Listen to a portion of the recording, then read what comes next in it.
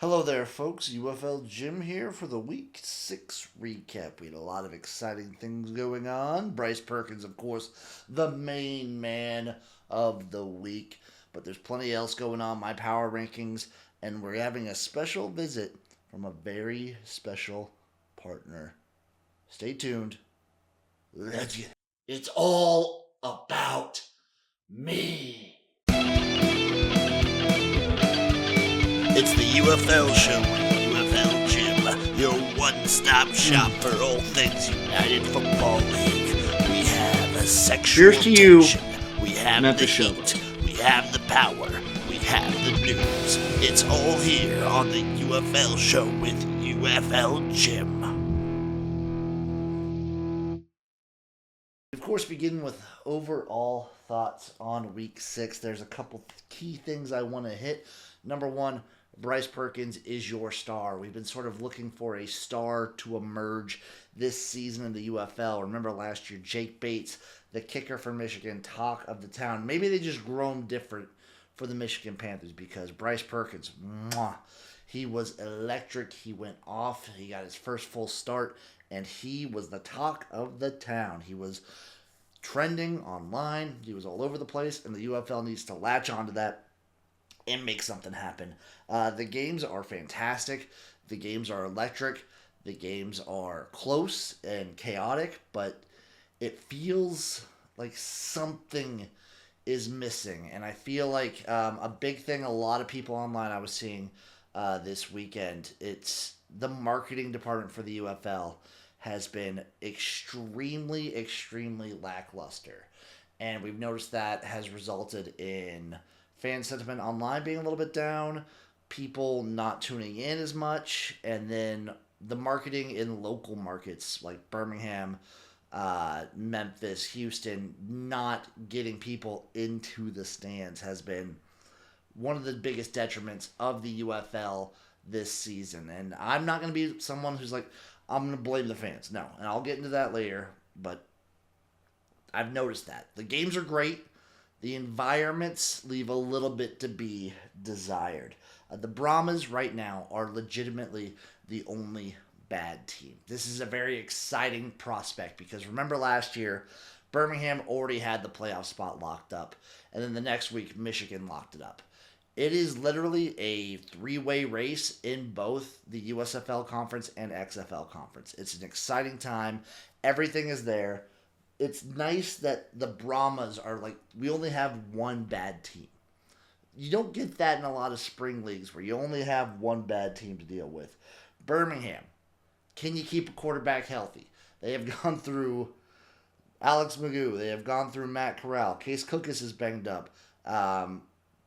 Everyone they have on roster is just banged the hell up. Hype feels great, and the playoff races are tightening. We are here in the latter half of the season. There's week 7, 8, 9, and 10, and then we're done. We're in the postseason, but the playoff race is exciting the whole way through, and that is something that I needed, that we need as a community in the UFL. We needed something like that, and I'm so thankful. So thankful. It's at this point in the show that I would like to introduce our very special guest. They clamored, they bombarded, they actually threatened me to get on, but here they are. Here is the Tit Goblin for the Tit Goblin's Takes. Thank you, UFL Jim. For those of you who don't know me, I am the Tit Goblin. My goal in life is to end every single thing that these gyms hold dear. Starting, of course, with the UFL. Starting, of course, with the United Football League. I've taken very careful steps to bring this league down. I've taken very careful steps to bring this league down to its knees. Starting, of course, with the marketing. They have been doing an excellent job, in my opinion. The crowds in Memphis, in Houston, they bring happy tears to my breast. It makes me want to milk. It feels so good to watch no one go to these games. And it's all because of the league. I didn't have to do anything. I didn't have to get my schemers out there. I didn't have to get my Pleamers out there. I just had to watch the UFL fire their marketing department and put people in who literally do not give two fucks about the city of Houston, the city of Birmingham, the city of Memphis, or the league itself. It's just, absolutely glorious. Of course, also the coaching changes has been amazing. I sent sickness to Wade Phillips' house. I sent sickness and time, coppishness to Ken Wisenhut's house. I gave Reggie Barlow a fantastic contract to Tennessee State. I sent Dr. Heat with him, so the DC Defenders have been getting worse and worse and worse. The only coach that's not listening to me right now is Mike Nolan. I specifically told you to play more Danny Etling. And what do? You play less? You play zero? What is this Bryce Perkins? What is going on here? This is not what was in the agreement. You gotta stop it.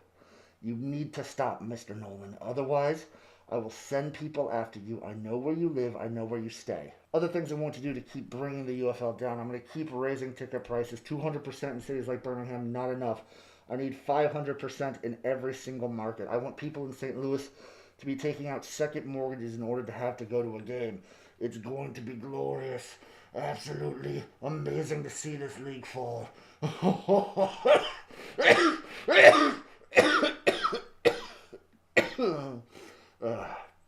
I need more Curtis Johnsons in there as well.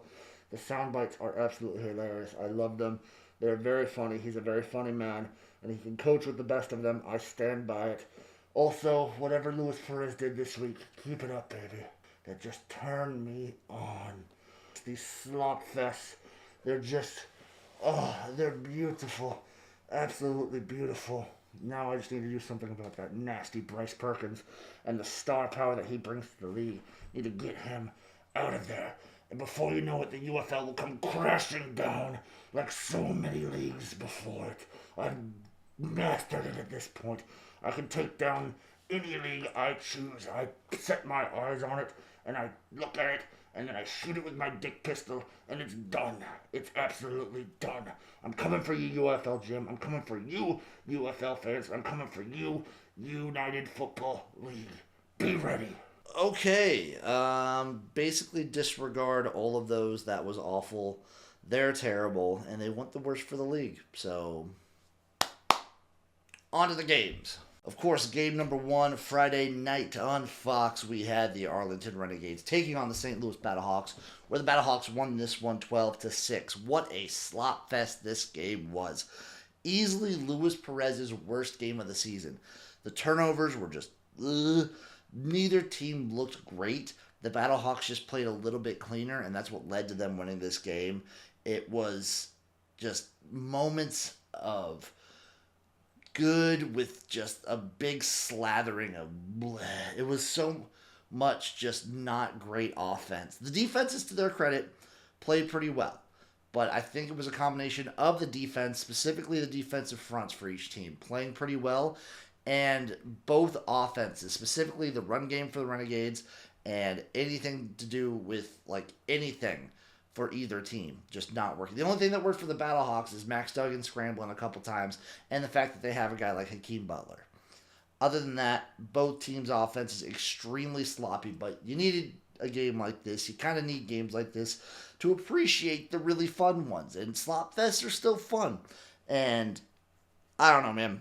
Seeing Perez sort of trying to argue with the refs and be really, really moody soured me a little bit, but you know what? It's a fucking winner right there. The dude just wants to win, and I can respect that.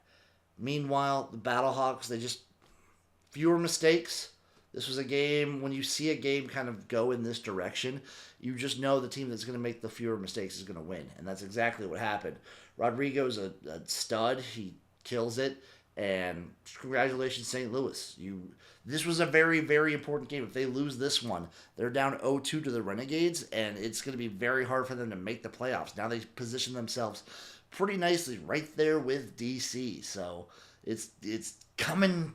Everything's coming to full chaos mode, and that's awesome. That's exciting. Game number 2, we have the Memphis Showboats taking on the Houston Roughnecks. The Roughnecks won this one 21-20, and I feel like the Memphis Showboats are destined to lose close games until the end of time. It just is their MO. They can keep it close with anyone, but it seems almost near impossible for them to get the win. For the Roughnecks, they look good. I feel like having a quarterback like Jalen McClendon I've said it week in and week out now for a few weeks, that he gives them that extra juice that is like pushing them over the hump and kind of pushing them past a guy like Curtis Johnson, who, once again, great sound bites, terrible challenges. It's just what he does. The Houston crowd, though, we got to talk about it. It was awful. It was abysmal. And I'm not saying that to blame fans of Houston. I'm not saying that to blame the people in Houston. That's just a fact. The crowd was awful. It doesn't look good on TV. And the UFL, specifically the UFL marketing department, is to blame. And we'll have a whole thing going on at the end of the season.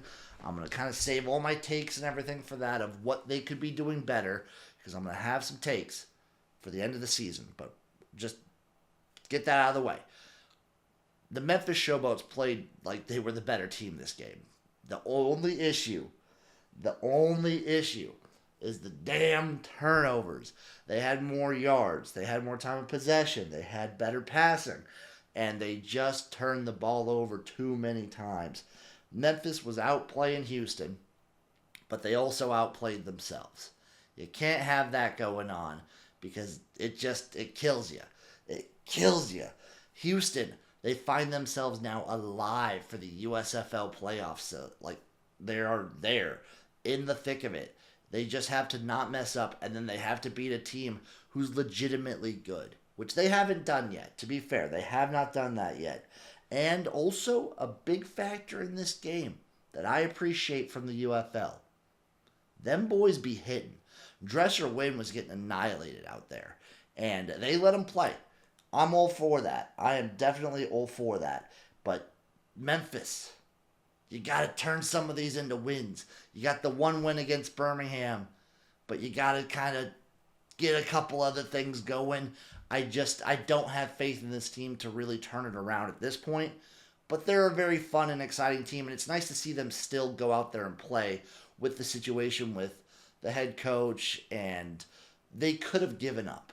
They very easily could have given up, but I'm rooting for the Memphis Showboats. They're putting their heart on the line, getting ready to die every single week. Game number 3, we had the DC Defenders trying their best to take on the Michigan Panthers, with the Panthers finally taking themselves off fraud watch and Bryce Perkins emerging, finally getting his time as the full-time starter, looking like a butterfly coming out of his cocoon to just dick stomp and whip his balls out all over the United Football League, but specifically the DC Defenders, who had zero answer. They had zero answer for what Bryce Perkins was doing. This Michigan offense could do no wrong. DC, I think it's time to officially say it, that the son is no master, nothing compared to the father. Dr. Heat is being sorely missed on this DC Defenders team.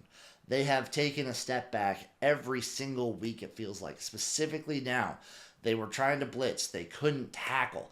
Bryce Perkins, it looked like he was wearing a suit made of dish soap because he was so damn slippery. And he avoided sack after sack after sack after sack. And even Toa Tua, who's like a bowling ball running. But as much as I want to credit Michigan's offense, and it was fantastic, and yes, all the credit in the world, the tackling displayed by the DC Defenders was flat out embarrassing. They were just trying to use their forearms. It's like they didn't have fingers. It's like they were all wearing casts. It was just not good to watch. Meanwhile, for the offense for DC, hard to fault them too much. They were in it at the beginning, and then a couple key things just broke down. And the fact that their defense couldn't stop Michigan put a lot of pressure on their offense, and being unable to run the ball like they were, it's the entirety of their offense was going to have to go through Jordan Ta'amu. And that can work, but it's never a guaranteed path to success. He had some great throws, But if your entire offense is throwing the ball over and over and over again, you have no run game. It's so easy to like defend that, and they just couldn't make anything happen. Michigan was ready, and the defenders were just forced to try and make big plays, and it just never ended up working out. And it was never going to work out the way their defense was just letting Michigan run all over them. Absolutely embarrassing. Shout out Bryce Perkins. He has emerged as the MVP frontrunner, finally, fully. Thank you, Mike Nolan, for coming to your senses and realizing that you have a star on this team and that you need to let him shine. That was the biggest takeaway of this game, is that Bryce Perkins is the way, the truth, and the life for the Michigan Panthers. Also, shout out the crowds of Michigan. They have gotten bigger each and every home game. I love seeing that because I love the market in Detroit. I love the Panthers, and I'm rooting for them hard. This team has heart, and that is awesome. What a dominant game. Game number 4, we had the San Antonio Brahmas taking on the Birmingham Stallions in a rematch of the 2024 UFL Championship game. And it felt basically like 4 extra quarters of that game as Birmingham went on to win 26-3, dominating the Brahmas. The Brahmas are a just flat-out bad team. And as messy as Birmingham has been this season and as like injury-prone as they've been at the quarterback position, they still dominated this game. It was trench warfare, trench domination. Their defensive line just obliterated the San Antonio Brahmas. And Kevin Hogan could do nothing. He had no time. He had no hope. He had no chance. He had no prayer. Case Cookus, meanwhile, looking pretty good, looking a lot better this week than he did last week, even though he gets banged up a little bit. The Stallions, they brought back Jamar Smith. They're out Matt Corral probably for the rest of the season. Who knows when they're going to get Magoo, if ever. They are so injured at the quarterback position, and yet they put up performances like this is a testament to Skip Holtz and the organization that they are running there. There's not too much negative to say for the Birmingham Stallions, aside from the fact that they continue to be one of the most penalized teams in the league. If they keep that up, I can't see them besting a team like a DC on their best day, or even a St. Louis. I kind of have them like a little bit below as long as they keep playing this sloppily. But they still have some weird magic juju stuff, so hard to do anything against that. For San Antonio, pack it up. This team is packed in. They have given up, and it's just pitiful to watch. And I like Peyton Pardee. He's put in effort. He looks good as a coach, but this team just seems to have given up, and it's sad to watch. And that'll, of course, lead me to my UFL Jim Week 6 power rankings. At number 8, you know this team is the only team that could be the number 8 spot. It's the San Antonio Brahmas. Absolutely embarrassing effort, display, whatever you want to call it. This team just stinks, and they deserve the 8 spot. At number 7, it's the Memphis Showboats. And while they have heart, while they play tough, they don't get wins, and you need wins to be on the rankings. At number 6, it's the Houston Roughnecks. They got the juice. They're feeling themselves a little bit. But again, they've only beaten the Showboats and the Brahmas. So we're tampering expectations just a little bit. At number 5, what a fall. The Arlington Renegades at the 5 spot. It's tough to put them too much higher. Basically, 5 to 2, you could put in any order, and I would not be upset. But I'm going to have the Renegades there at 5. They just have trouble finishing out games, have trouble in the red zone. And this was, after this performance, they look sloppy. At number 4, I'm going to put the Birmingham Stallions. Again, penalties killing this team, but they're still really feisty. And the quarterback situation leaves me a little bit hesitant. At number 3, I'm going to throw in the St. Louis Battlehawks. They won the Slop Fest. They have a lot of good things going on. Their defense is nicey, but I still don't know if I fully can back them behind the number 2 team.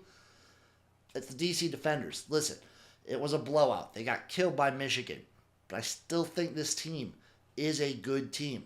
They have a defense that can be attacking and can be very good. It hasn't been the last few weeks, but their offense, however, has been able to like sling the ball around. And Jordan Thomas has been, as much as he's been throwing the ball, he's been kind of having his moments. I'll give him credit on that. Number 1, with the Bullets, the Michigan Panthers. Damn this team. Damn, this team looks good.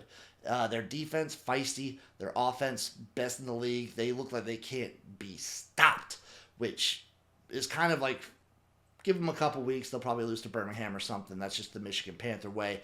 But they are looking so clean, so fresh right now, and it's a very, very fun time if you're a Panthers fan. And that'll do it for my Week 6 UFL recap. The playoff races are coming to a head. It's a very exciting time to be watching the league. You have stars emerging like Bryce Perkins, Chris Rowland, Rodrigo Blankenship. You have dudes. Hakeem Butler is always going to be a star in this league. But you have these storylines emerging and culminating at the perfect moment. It's so fun to be a fan of the UFL this season. And if you're not watching, you're missing out. I'm just going to say that. If you're not watching the United Football League, you are missing out. It's a great league. It's exciting football. The storylines are magnificent and borderline erotic. So tune in this Friday, Saturday, Sunday, some great UFL. UFL Jim. I'll see you there.